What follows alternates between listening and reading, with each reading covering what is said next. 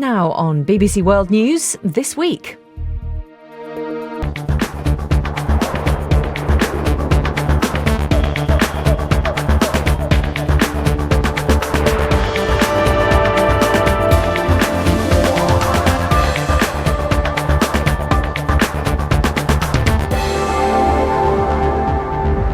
This week's headlines: jubilation in Chile. After 70 days trapped underground, 33 miners are winched up to the surface one by one. The miners who were feared lost below ground give thanks as they are reunited with their loved ones. Joy at Camp Hope as the 22-hour rescue operation draws to a close.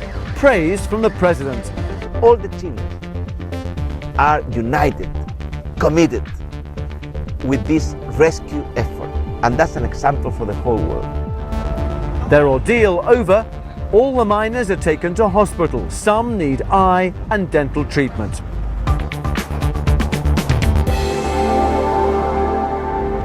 Welcome to this special edition of This Week with me, Tim Wilcox, in Chile, where one of the most amazing rescue attempts in history has taken place. The whole world has been gripped by the story of the 33 trapped miners underground here for more than 2 months. Let's have a look at some of the details in the run-up to this accident here at the San Jose mine near Copiapó. The cave-in happened on August the 5th. The disaster here in the desert left 33 miners trapped under tens of thousands of tons of rock, more than 600 meters underground. Drills were brought in to try and probe to see if there were any survivors. Then, 17 days after the cave-in, sounds were heard down one of the boreholes, and when a video probe was sent down, a face could clearly be seen. Next came the race to give the miners supplies of food and water, while heavy-duty equipment was brought in to bore a wider rescue shaft. Down below, the miners kept themselves organised and busy. They even watched their national soccer team play via fibre optic cables on TV. Then on the 9th of October, 65 days after the miners were first trapped, news came through of a breakthrough. The Plan B drill had done its job. It had bored an exit hole wide enough for these men to be hauled out. As the drill and the team left, there were cheers and applause. I asked the drill leader, Brandon Fisher, what the atmosphere had been like at the moment of breakthrough.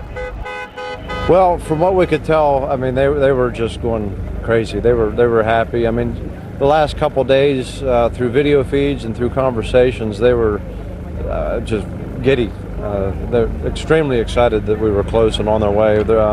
One of the miners made a comment last night. We were shut down for a bit of time, and they shined their flashlight up through the hole, and it was close enough to them that they could see it. They called up like, "Hurry up, we can see it. You're this close, get down here." How does it feel to be the man who has potentially saved the lives of these 33 miners, and what that means to their families, their children? Well, I don't want to say the man. I mean, this was a team effort by many people. Center Rock, we manufactured the drilling equipment that we brought down here to drill the 12-inch and the 28, which ultimately ended up being a 26-inch diameter shaft. It was a group effort by many Chilean companies, Center Rock, as well as our supporting companies that helped us back home. Over the next few days, the unstable sides of the shaft had to be lined with steel tubing. They then had to build a special steel structure for the winch and anchor it in concrete. Then tests were done to see if the rescue pod, Phoenix 2, could go all the way down the shaft. Finally, in the early hours of Wednesday morning, news came that the world was waiting for. The Phoenix capsule was lowered down the shaft, and one by one, the 33 trapped miners came to the surface. The first one up was Florencio Avalos. Andrew Harding watched as he fell into the arms of his joyful family. Like a rocket on the launch pad, the Phoenix escape capsule.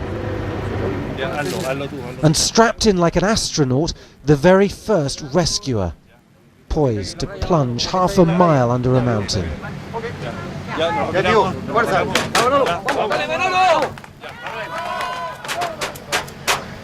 A gentle kick and a parting blessing from the president. Then, abruptly, like a TARDIS or a lunar landing, the capsule appears in the underworld. Up top, somewhere beneath the scrum, the anxious father of Florencio Avalos, the first miner in the queue. Then, liftoff. Imagine the claustrophobia and the anticipation. This is 8-year-old Byron. His dad just home from a long trip.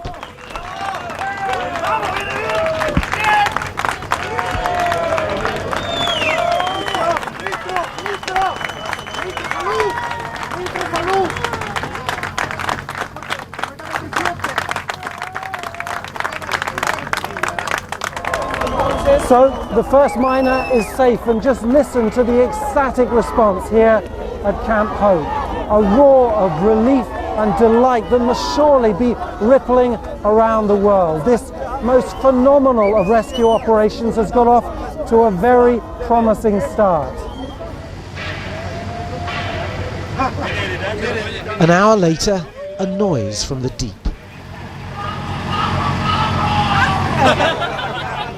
Vamos, vamos, vamos, go, go, go. Mario Sepulveda's wife recognizes the voice. Stop! And he's brought some rocks home as souvenirs. One for the president. Congratulations, says a man in the crowd. No, not till we're all out, Mario replies.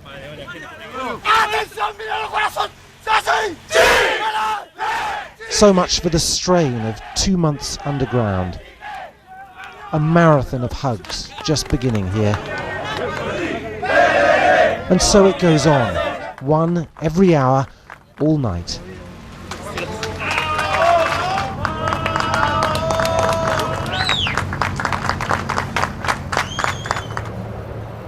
In the reception area, a glimpse of the private reunions. How bruised will some of these families be by their shared torments? I've been with the devil, says Mario, but I grabbed God's hand. I never doubted he would bring me up from there. The night races by. In Camp Hope, no one wanting to miss a second. Just after dawn, another cluster of hope. The family of the oldest trapped miner, 63-year-old Mario Gomez. There are no words at a moment like this.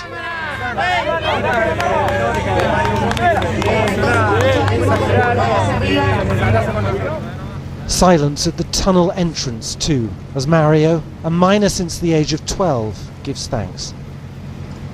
Con el presidente Evo Morales desde el primer día. Then a word from the master of ceremonies. We have lived a magical evening, says President Pinera, a night when life defeated death, hope defeated anguish. Aiming for the sun, the next miner swaps the solidarity of his rock prison for another miraculous happy ending.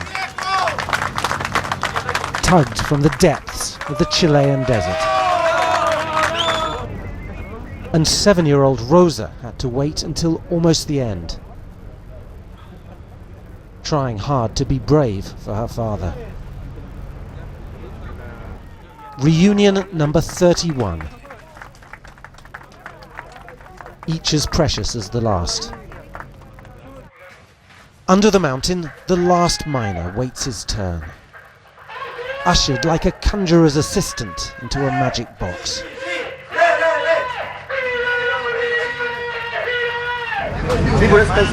Up top, pride and impatience. Could this impossibly complicated rescue mission really be ending so smoothly?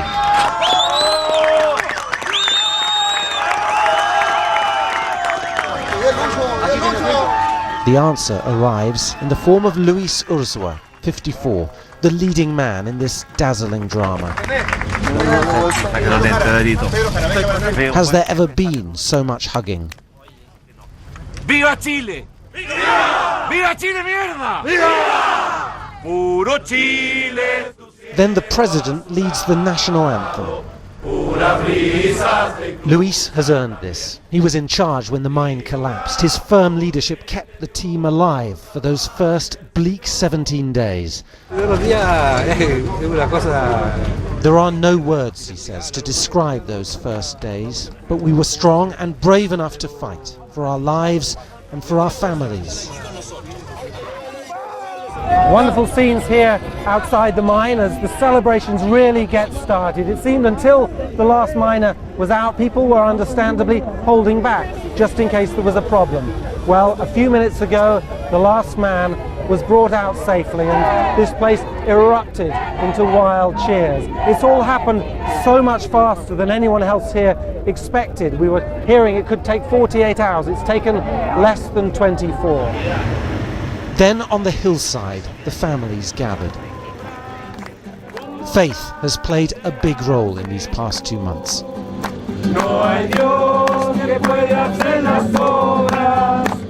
Alfonso Avalos had 2 sons in the mine. After the celebrations, I suppose normal life will resume, he says. The surprise for me is how brave my boys were. I didn't know I had such strong sons. Down below, the rescue teams mark their own achievement. Mission accomplished, it says. Then they, in turn, are hauled to safety. And a final gesture by the president, closing the lid on the tunnel that saved 33 men. Andrew Harding, BBC News at the San Jose mine in Chile.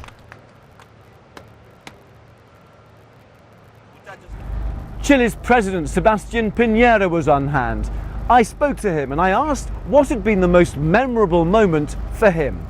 It has been a day we will never forget, full of emotions, full of joy, to see the miners coming from the bowel of the mountain to the surface and hug their wives, their daughters, with so much emotion and joy. It has been something has proven the value of faith, the value of commitment, the value of teamwork, and the miners have given us a magnificent example of trust, faith. They fought for their lives. What does it mean for Chile and its international reputation? Do you think this is a watershed moment for your country, a country that many internationally might associate with the coup of General Pinochet? I hope that from now on, when people around the world hear the word Chile, they will not remember the coup d'etat or the dictatorship. They will remember what we've done, all the Chileans together, because here, all the Chileans are united, committed with this rescue effort, and that's an example for the whole world. As the week drew to a close, the spotlight turned from here at the San Jose mine to the hospital in Copiapó. It was a chance for the families to spend some time with the trapped miners. They wanted to do it away from the glare of publicity. But one of the first visitors to the hospital was the Chilean president, Sebastián Piñera. Y nosotros armamos otro equipo de fútbol en La Moneda y nos enfrentamos en un partido como corresponde. Doctors are surprised they're so healthy. Just a day after their dramatic rescue, Chile's newest national heroes looked relaxed as they enjoyed a photo with the president in hospital. Meanwhile, around the corner, A&E is a bit more chaotic. This must be the most public visiting time in the world. Hospital authorities are allowing miners to see their family members in small groups so they can slowly get to know each other once again. 4-month-old Barbarita looks a lot like her father, but he hasn't been around for half of her short life, and Mum Helen says she knows it. He used to put her to bed. He used to sing to her. He used to walk around the house with her. At 19, Jimmy Sanchez is the youngest of the rescued miners. He was said to be the most anxious. Today he saw his girlfriend and daughter for the first time since his rescue. Has he changed? I asked 17-year-old Helen. He went in a boy and came out a man, she told me. All 33 miners and their families will get psychiatric support for 6 months. Is it enough? I think the experience was very hard. I don't know if they all have the elements to face the fame and the oblivion.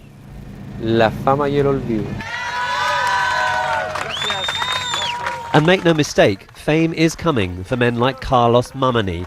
He'd been working at the mine just 5 days when it collapsed. His brother told me they haven't spoken about the ordeal. It's prohibited, he said. For their mental state, it's prohibited. But prohibited by who? Who told you not to ask? The doctors, he said. Baby Barbara is lucky. Daddy's coming home soon. But the future for this family will be very different to the one they imagined. Rajesh Merchandani, BBC News in Copiapó, Chile. And that's it from this special edition of This Week here in Chile. I leave you now with some of those remarkable images of the rescue of the 33 trapped miners. From me, Tim Wilcox, and the rest of the team here, bye-bye.